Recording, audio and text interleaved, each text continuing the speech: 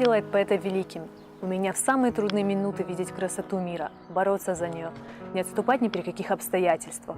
Сегодня мы находимся на улице, названной в честь выдающегося остинского поэта и публициста, человека, которого по праву считают одним из основателей дегорской художественной литературы. А ты знаешь, кто такой Георгий Годович Малиев? Георгий Годович Малиев родился в 1886 году в селе Христианское. В своем творчестве он поднимал проблемы, актуальные для нас и сегодня.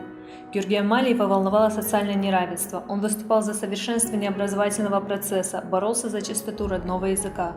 Сборник стихотворений «Горские мотивы», написанный на русском языке, был издан в 1924 году.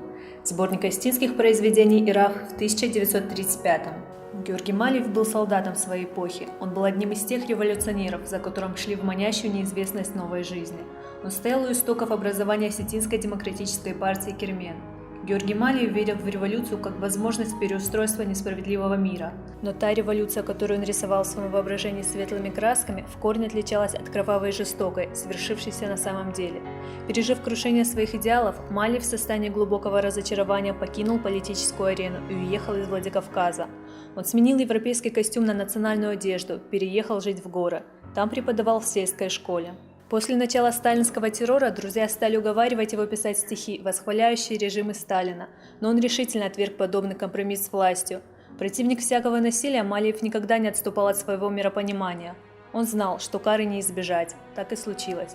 В 1937 году он был арестован по нелепому обвинению в контрреволюционной деятельности, репрессирован. Ему вменили антисоветское содержание произведений. На допросе в НКВД ответ был таков: «Я не могу писать по заказу, а в современной нашей жизни не нахожу для себя вдохновляющей темы». Впоследствии Малиев был реабилитирован посмертно. Вряд ли это стало утешением для его молодой жены и будущего ребенка, которые не дождались кормильца. Место захоронения поэта неизвестно. Указанная дата смерти, 27 мая 1942 года, не соответствует действительности. В центре города Владикавказ установлен памятник Георгию Малиеву. В его честь названа эта улица.